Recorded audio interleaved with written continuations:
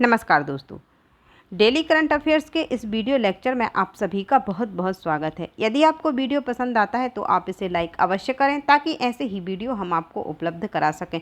तो चलिए स्टार्ट करते हैं हम अपना आज का वीडियो। हमारा पहला प्रश्न है, ब्रिक्स देशों के पर्यावरण मंत्रियों ने जुलाई 2020 में रूस की अध्यक्षता के तहत एक वीडियो कॉन्फ्रेंसिंग के माध्यम से छठी ब्रिक्स पर्यावरण मंत्रियों की बैठक में भाग लिया। भारत किस वर्ष ब्रिक्स अध्यक्ष पद ग्रहण करेगा? तो जो भारत है वो 2021 में ब्रिक्स का अध्यक्ष पद ग्रहण करेगा। जो ब्रिक्स देश हैं, ब्रिक्स देशों में ब्राज़ील, रूस, इंडिया, चाइना और साउथ अफ्रीका, ये पांचों देश हैं जो ब्रिक्स के सदस्य हैं। इन पांचों देशों के पर्यावरण मंत्रियों ने वीडियो कॉन्फ्रेंसिंग के माध्यम से 30 जुलाई 2020 को ब्रिक्स पर्यावरण मंत्रियों की छठवीं बैठक में भाग लिया और इस बैठक की अध्यक्षता है जो वो रूस के द्वारा की गई और भारत की ओर से भारत का प्रतिनिधित्व केंद्रीय पर्यावरण मंत्री प्रकाश जावड़ेकर के द्वारा किया गया। और 2021 में भारत है जो वो ब्रिक्स देशों की अध्यक्षता करेगा। किस देश ने जुलाई 2020 में भूमिगत बैलिस्टिक मिसाइलें लॉन्च की? तो ये देश कौन सा है? ये देश है ईरान। ईरान ने जुलाई 2020 में भूमिगत बैलिस्टिक मिसाइलें लॉन्च की। ईरान के पैरामिलिट्री रिवोल्यूशनरी गार्ड ने 29 जुलाई 2020 को भूमिगत बैलिस्टिक मिसाइलें लॉन्च की।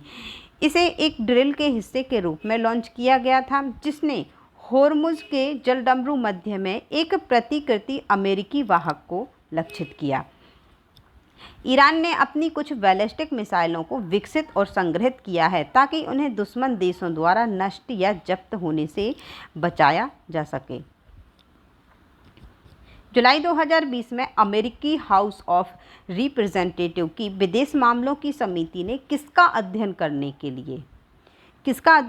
के लिए भारतीय और अमेरिकी छात्रों के लिए एक विनिमय कार्यक्रम स्थापित करने का प्रयास करने वाले पूर्ण चैम्बर पर विचार करने के लिए कानून पारित किया है। तो इसमें किसका अध्ययन करने के लिए ये कानून पारित किया गया है? ये हैं महात्मा गांधी और Martin Luther King, A and B. तो हमारा आंसर हो जाएगा डी, ए एंड बी। अमेरिकी हाउस ऑफ रिप्रेजेंटेटिव की विदेश मामलों की समिति ने महात्मा गांधी और मार्टिन लूथर किंग का अध्ययन करने के लिए भारतीय और अमेरिकी छात्रों के लिए एक विनिमय कार्यक्रम स्थापित करने का प्रयास करने वाले पूर्ण चैम्बर पर विचार करने के लिए एक कानून पारित किया है। Gandhi king scholarly exchange initiative अधिनियम के लेखक जॉन लुइस थे जो कि सदन के नागरिक अधिकार नेता डेमोक्रेटिक सदस्य भी थे। जुलाई 2020 में किस राज्य के वन विभाग द्वारा 8 जिलों में चलाए गए वृक्षारोपण अभियान ने 1 घंटे के भीतर ही 240 स्थानों पर एक साथ रोपाई की गई अधिकांश प्रजातियों के लिए गिनीज वर्ल्ड रिकॉर्ड बनाया है? तो ये राज्य कौन सा है? ये राज्य है उत्तर प्रदेश। कौन सा राज्य है? उत्तर प्रदेश। उत्तर प्रदेश के वन विभाग द्वारा 8 जिलों में चलाए गए वृक्षारोपण अभियान ने 28 जुलाई 2020 को 1 घंटे के भीतर ही 240 स्थानों पर एक साथ पौधों की रोपाई की गई अधिकांश प्रजातियों के लिए गिनीज वर्ल्ड रिकॉर्ड बनाया। और बड़े पैमाने पर वृक्षारोपण अभियान में 25 करोड़ पेड़ लगाकर राज्य को हरियाली युक्त बनाया गया। लखनऊ मंडल में 2 या 3 स्थलों पर 150 से अधिक प्रजातियों के पेड़ लगाकर यह अभियान शुरू किया गया। तो जो ये अभियान है कहाँ से शुरू किया गया? लखनऊ मंडल से। किस राज्य ने राज्य भर के रोकथाम क्षेत्रों और कम आय वाले समूह आवासीय क्षेत्रों में मोबाइल कोविड-19 परीक्षण केंद्र शुरू किए हैं? तो ये राज्य कौन सा है? ये राज्य है तेलंगाना। कौन सा राज्य है? तेलंगाना। तेलंगाना सरकार ने राज्य भर के रोकथाम क्षेत्रों और कम आय वाले समूह आवासीय क्षेत्रों में मोबाइल कोविड-19 परीक्षण केंद्र शुरू किए हैं और इसके लिए जो बस यूज़ की गई, प्रत्येक बस में 10 सैंपल कलेक्शन काउंटर हैं और जो कुछ ही मिनटों में एंटीजन टेस्ट के परिणाम व्यक्तियों को सूचित कर दिए जाते हैं। इसमें जो ये कोविड-19 परीक्षण केंद्र हैं, इसके द्वारा कुछ ही मिनटों में परिणाम बता दिए जाते हैं। बसों का निर्माण है जो intelligent monitoring analysis services quarantine technique से किया गया है, जिन बसों का उपयोग ये परीक्षण केंद्र बनाने के लिए किया गया है। जुलाई 2020 में 5 साल की अवधि के लिए great eastern shipping company limited के अतिरिक्त और स्वतंत्र निदेशक के रूप में किसे नियुक्त किया गया है? तो ये जो हैं उर्जित पटेल, इनको अतिरिक्त और स्वतंत्र निदेशक के रूप में नियुक्त किया गया है। Great eastern shipping company limited ने आरबीआई के पूर्व गवर्नर उर्जित पटेल को 5 साल की अवधि के लिए अतिरिक्त और स्वतंत्र निदेशक के रूप में नियुक्त किया है। और जो उर्जित पटेल हैं, इन्होंने सितंबर 2016 से दिसंबर 2018 तक भारतीय रिजर्व बैंक के 24वें गवर्नर के रूप में कार्य किया है और जो कि अब 1 अगस्त 2020 से 5 वर्षों के लिए great eastern shipping company limited के अतिरिक्त और स्वतंत्र निदेशक होंगे।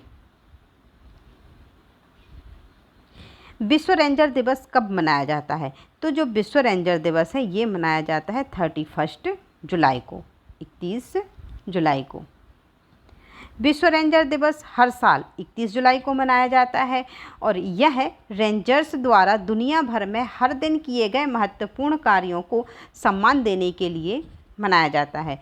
यह दिवस रेंजर्स द्वारा दी गई सेवाओं के लिए उनका समर्थन दिखाने का अवसर प्रदान करता है। इस दिन इनकी सेवाओं जो इनके द्वारा सेवाएं की जाती हैं उसके लिए हम समर्थन दिखा सकते हैं और इनके कार्य की सराहना भी कर सकते हैं।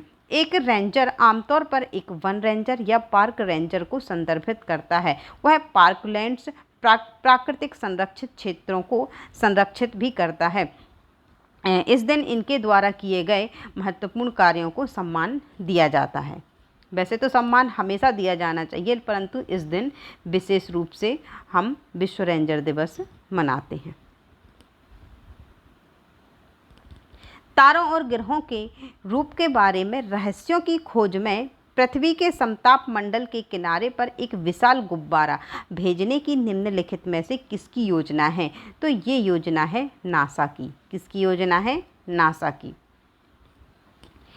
नासा की तारों और ग्रहों के बनने के रहस्यों की खोज में पृथ्वी के समताप मंडल के किनारे एक विशाल गुब्बारा भेजने की योजना है। एस्ट्रोस मिशन दिसंबर 2023 में अंटार्कटिका से प्रस्थान करेगा और 3 से 3 सप्ताह समताप मंडल में बिताएगा। कितना टाइम? 3 वीक्स समताप मंडल में ये बिताएगा। हाँ, ये एक अलग से फैक्ट है कि ओजोन परत भी कहाँ पर है? समताप मंडल में। इसके घटकों में एक फुटबॉल मैदान के आकार का गुब्बारा और एक विशेष दूरबीन भी शामिल है। निम्नलिखित में से कौन सा देश पहला डीजीसीए अनुमोदित ड्रोन प्रशिक्षण स्कूल बन गया है?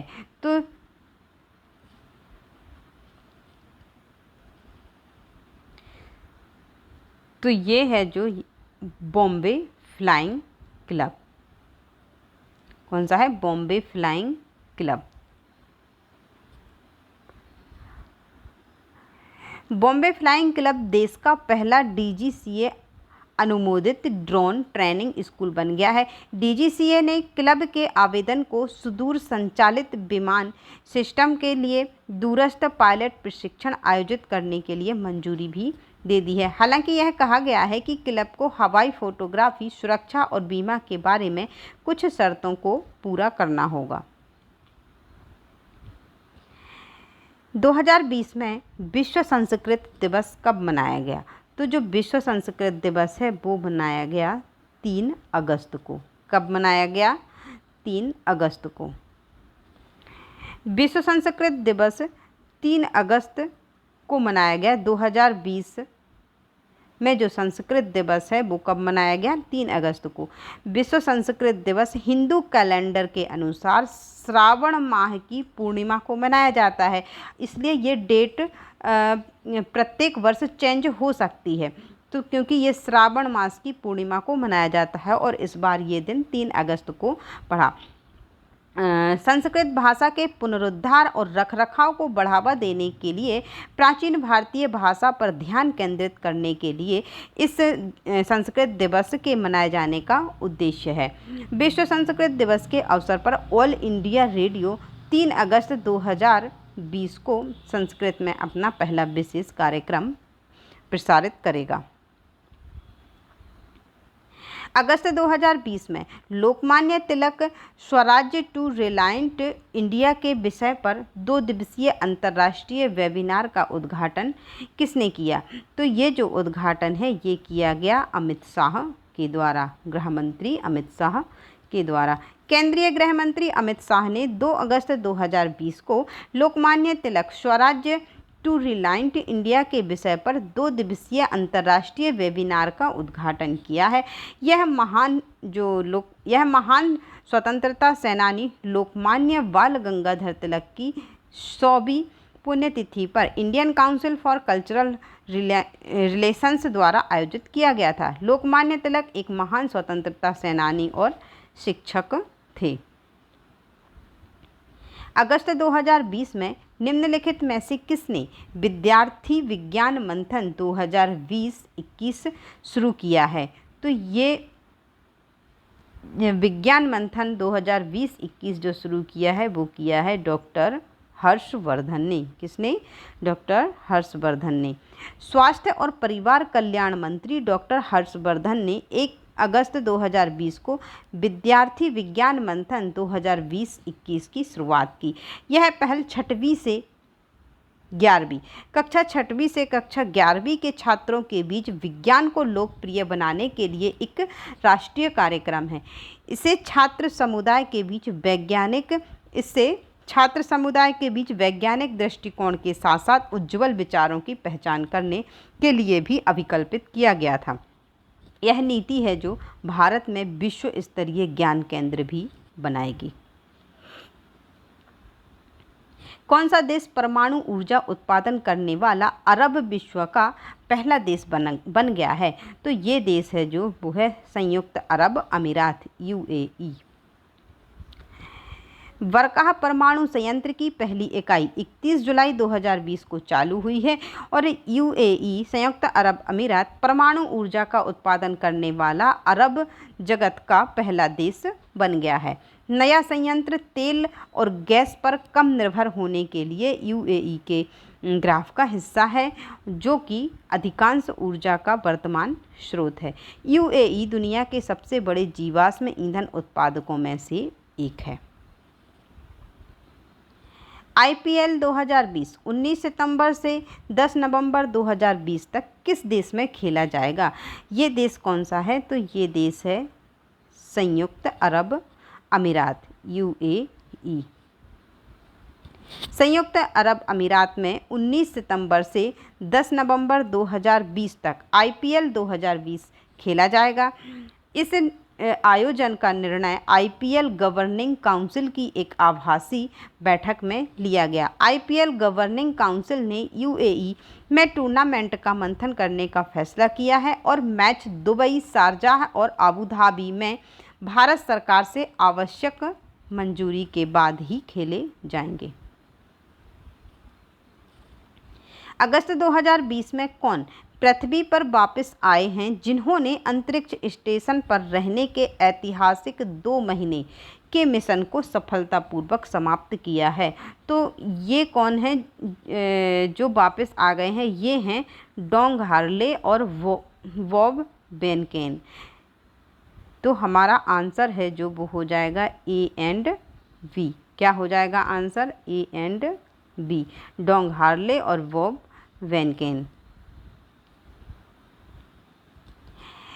नासा के 2 अंतरिक्ष यात्री पृथ्वी पर लौट आए हैं, जिन्होंने अंतरिक्ष स्टेशन पर रहने के ऐतिहासिक 2 महीने के मिशन को सफलतापूर्वक समाप्त किया है। अंतरिक्ष यात्री डोंग हार्ले और बॉब बेनकॉन ये अपने 2 महीने का जो मिशन है ये पूरा करने के बाद वापस लौट आए हैं।